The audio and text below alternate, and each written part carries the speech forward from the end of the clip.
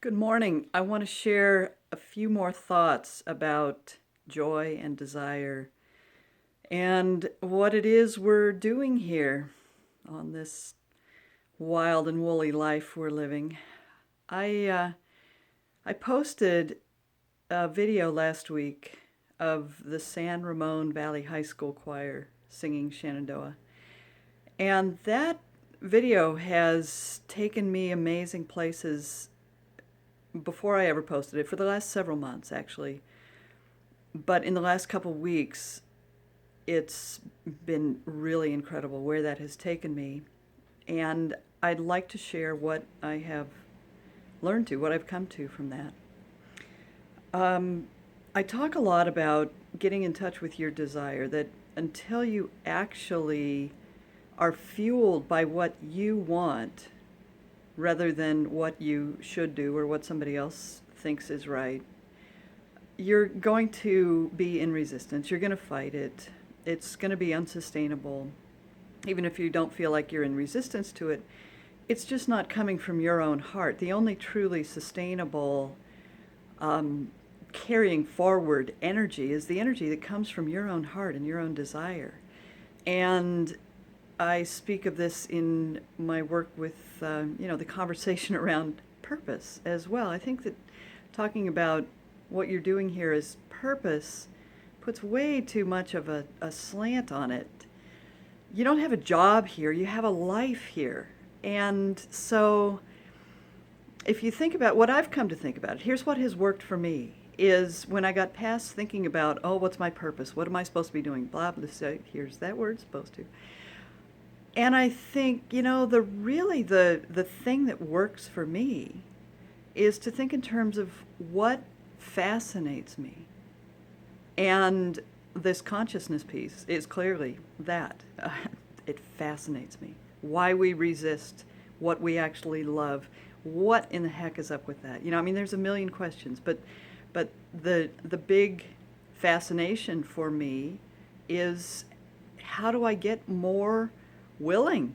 How do I get to that joy piece?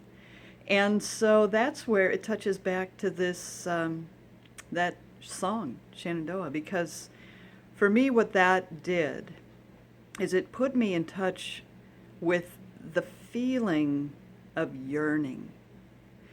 And the feeling of yearning is way bigger than desire. It's desire taken all the way. Yearning is your heart wanting, beyond wanting. And so yearning carries with it pain and loss and sorrow, and I noticed that when I listened to that song, I listened to it over and over and over. I have listened to that song for hours, because what it has done for me is it has let me sit with my yearning that I wasn't quite ready to allow. At first it was all about the pain and the sorrow and leaving the Shenandoah Valley and wanting that and looking backwards. The yearning was looking backwards. And the longer that I have sat with that song, the more I have been able, just sitting in that loss and pain and sorrow and all those feelings, the yearning has turned out to carry with it its own triumph. It carries with it the ability to feel magnificently, and so to open up to the depth of joy that is the joy when you do everything it takes to realize you are going to cross this river, you are going to leave that behind. And for me, a part of what came with it was a depth of knowing that as I leave that behind, that old way, that old place, whatever it is that I'm letting go of, there's always something.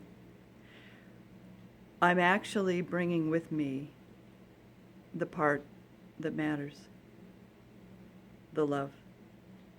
And